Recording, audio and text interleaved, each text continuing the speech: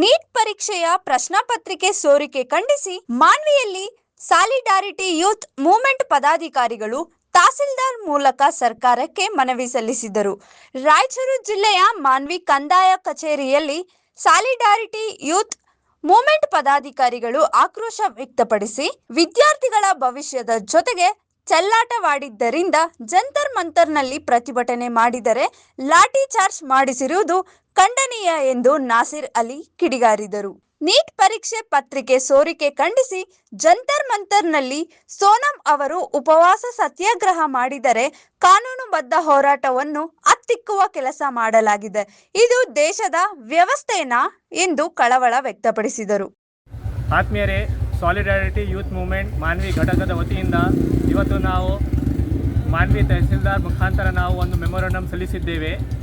ಈ ಮೆಮೊರಂಡಮಲ್ಲಿ ನಾವು ಈ ಒಂದು ಸಾಲಿಡಾರಿಟಿ ಯೂತ್ ಮೂವ್ಮೆಂಟ್ ವತಿಯಿಂದ ನಡೆಯುತ್ತಿರೋ ಒಂದು ಅಭಿಯಾನದ ಒಂದು ಕುರಿತು ಒಂದು ಮೆಮೊರಂಡಮ್ ಕೊಟ್ಟಿದ್ದೇವೆ.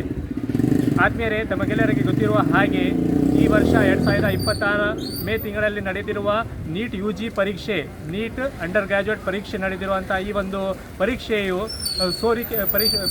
ಪ್ರಶ್ನೆ ಪತ್ರಿಕೆಯು ಸೋರಿಕೆಯಾಗಿರುತ್ತದೆ. ಈ ಪರೀಕ್ಷೆಯು ನ್ಯಾಷನಲ್ ಟೆಸ್ಟಿಂಗ್ ಏಜೆನ್ಸಿ NTA ನಡೆಸಿರುತ್ತದೆ. ಈ ಒಂದು NTA ಮುಖ್ಯ ಸಚಿವರಾದ ಶ್ರೀ ಧರ್ಮೇಂದರ್ ಪ್ರಧಾನ್ ಅವರು ಈ ಒಂದು NTA ಶಿಕ್ಷಣ ಸಚಿವರಾಗಿರುತ್ತಾರೆ.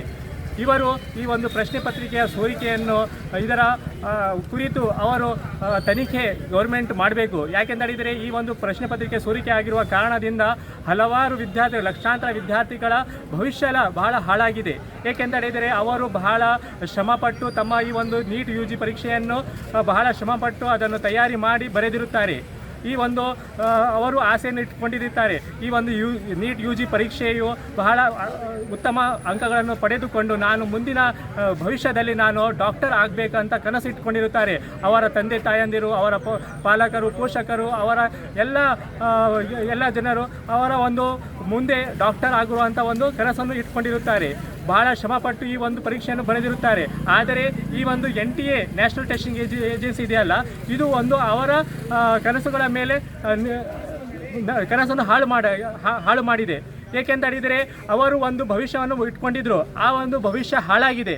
ಸೊ ಹಾಗಾಗಿ ನಾವು ನಮ್ಮ ಈ ಒಂದು ಸಾಲಿಡಾರಿಟಿ ಯೂತ್ ಮೂವ್ಮೆಂಟ್ ವತಿಯಿಂದ ಈಗ ಡೆಲ್ಲಿ ಮತ್ತು ದೇಶಾದ್ಯಂತ ಸೋನಂ ಅವರು ಕೂಡ ಒಂದು ರೀತಿಯಲ್ಲಿ ಉಪವಾಸ ಸತ್ಯಾಗ್ರಹ ಮಾಡ್ತಾ ಇದ್ದಾರೆ.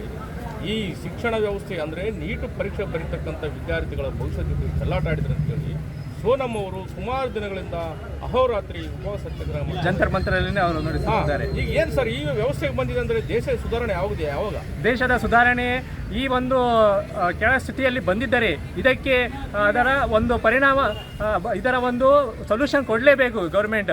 ಏಕೆ ಅವರು ಮೊಟ್ಟ ಮೊದಲನೇದಾರಿಗೆ ಅವರಿಗೆ ವಜಾಗೊಳಿಸಬೇಕು.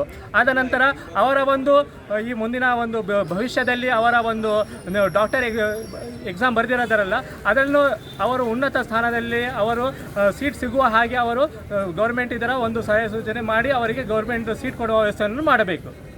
ಭವಿಷ್ಯ ಅಂಧಕಾರದಲ್ಲಿ ಕಾಣಕತ್ತದ.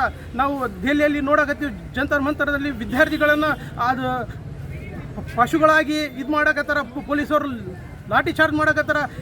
ಇವತ್ತಿನ ವಿದ್ಯಾರ್ಥಿಗಳು ನಾಳಿನ ಪ್ರಜೆಗಳು, ನಾಳಿನ ರಾಷ್ಟ್ರಪತಿ ಆಗ್ಬೋದು, IAS ಅಧಿಕಾರಿ ಆಗ್ಬೋದು, ದೇಶವನ್ನು ತಮ್ಮ ಕೈಯಲ್ಲಿ ಇದು ನಡೆಸ್ಬೋದು.